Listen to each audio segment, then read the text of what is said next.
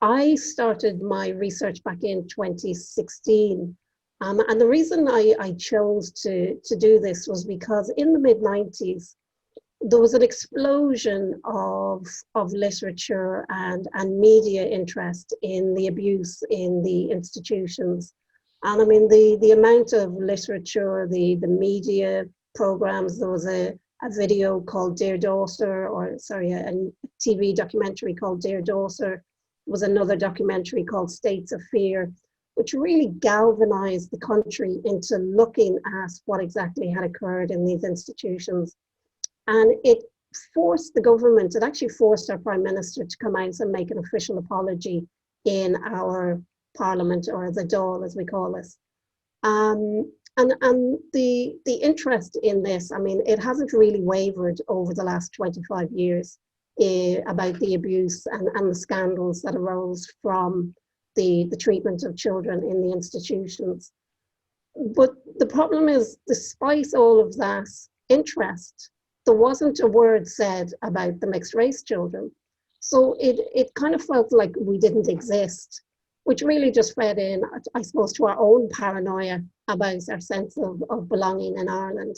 We didn't have a voice in this discourse or conversation about the abuse that happened in the institutions. And what I felt was that our experience was different, not necessarily in terms of the abuse, the general abuse, I'll call it, the physical abuse or the sexual abuse, but there was a racialized abuse that occurred within the institutions. And this hasn't been recognized, you know, within the literature in Ireland. There's not a single piece of literature that reflects the experiences of mixed race children in the institutions, dating back to, I think one of the participants I spoke to was fostered into a family where there were children, mixed race children, who were 20, 30 years older than her, and she was born in the 50s, you know, and she went before a commission in Ireland who refused to believe that there were children, in mixed race children, in the institutions before the 60s or 70s, you know. So being able to have our voices heard as an official level is really important. But what I wanted to do was I set out really to investigate what was the impact of the institutions on mixed race children, given that we were institutionalized, parentless, and othered as Black, you know, in Ireland.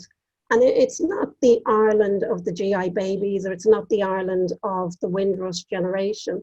There was no community. We were like this oasis of Black children just spread around the country, and children like me who were born in Dublin, and within, you know, my mother was a roaring red-haired Irish woman, and my father was very, very Black African man. But by 17 days old, I found myself being transported from Dublin all the way over to the far side of the country to Galway. And in the research, I discovered that many of the women who took part in my research were also sent from Dublin over to remote and rural areas on the other side of the country. And I suppose how my research would probably link in with the exhibition is that of the 15 women I spoke with, 6 of them were born in the UK and were born to Irish women in the UK.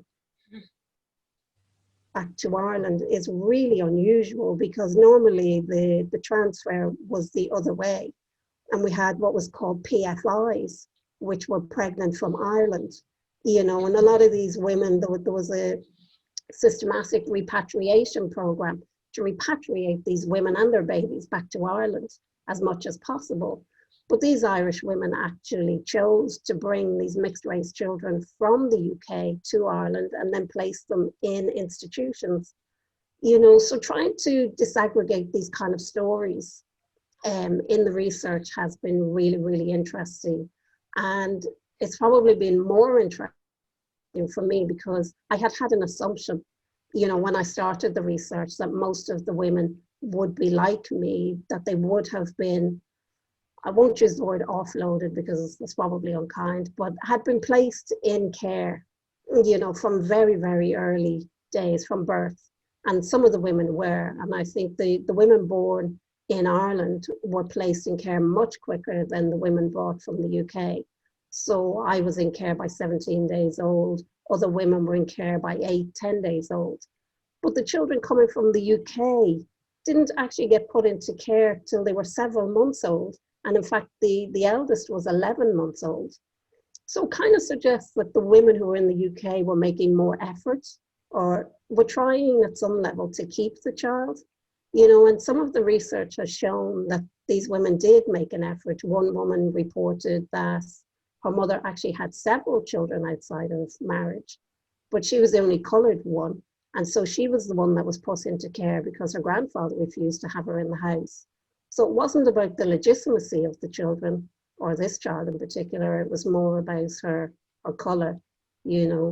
So I've tried to bring these voices to the fore, to bring the stories, because we're also an aging population. We're not getting any younger, and since the institutions closed in the 80s, a lot of voices have been heard and a lot of discussion has been held around the abuse. But like I say, the mixed race children have been kind of whitewashed per se.